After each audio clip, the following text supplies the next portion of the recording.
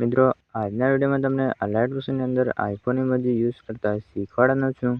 તો વિડીયોને પૂરેપૂરો જોજો અને ચેનલ પર પહેલી વાર આવ્યા હોય તો ચેનલને પ્લીઝ સબસ્ક્રાઈબ કરી દેજો અને વિડીયોને એક લાઇક કરી દેજો. તો ચાલો મિત્રો, વધારે ટાઈમ વેસ્ટ કર્યા વગર આપણે એડિટિંગ શરૂ કરીએ. મિત્રો, આઈફોન ઇમોજી યુઝ કરવા માટે તમારે iOS ફોન્ટની જરૂર પડશે. તો હવે તમને મારી ટેલિગ્રામ ચેનલની અંદર મળી જશે, પણ એની અંદર પાસવર્ડ રાખેલો છે. તો વિડીયોને પૂરેપૂરો જોજો, તો વિડીયોની અંદર તમને પાસવર્ડ મળી જશે. તો સૌથી પહેલાં આપણે અલાઇટ વર્ઝનને ઓપન કરી લઈએ છીએ. તો અલાઇટ વર્ઝન ઓપન થાય ત્યાં સુધી થોડી રાહ જોઈ લો.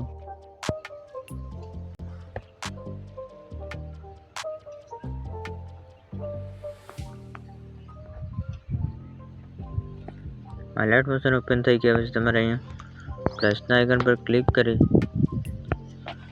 અહીંયા એક ન્યૂ પ્રોજેક્ટ ક્રિએટ કરી લેવાનું છે. તો તમારે અહીંયા ક્રિએટ પ્રોજેક્ટ પર ક્લિક કરી દેવાનું છે, એટલે અહીંયા ન્યૂ પ્રોજેક્ટ ક્રિએટ થઈ જશે. તો હવે તમારે પ્લસના આઇકન પર ક્લિક કરી અહીંયાથી આ ટેક્સ્ટ પર ક્લિક કરી પછી અહીંયા તીર પર ક્લિક કરી દેવાનું છે. તીર પર ક્લિક કર્યા પછી તમારે આ વ્યૂ ઓલ ફોન્ટ પર ક્લિક કરી દેવાનું છે.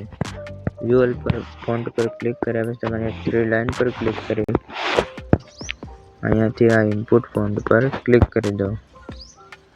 ઇનપુટ ફોન્ટ પર ક્લિક કર્યા પછી તમારે સર્ચ કરવાનું છે, iOS એડ કરી દેવાનું છે. ઇમોજી એડ કર્યા પછી તમારે અહીંયા આ ઇમોજીને ઝૂમ કરી લેવાનું છે.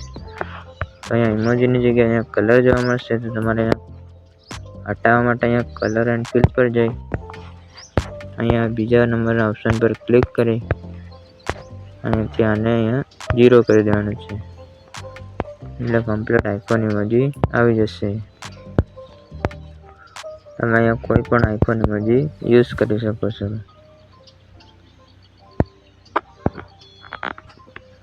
અને તમે જોઈ શકો છો આઈફોન ઇમોજી આવી ગયા છે.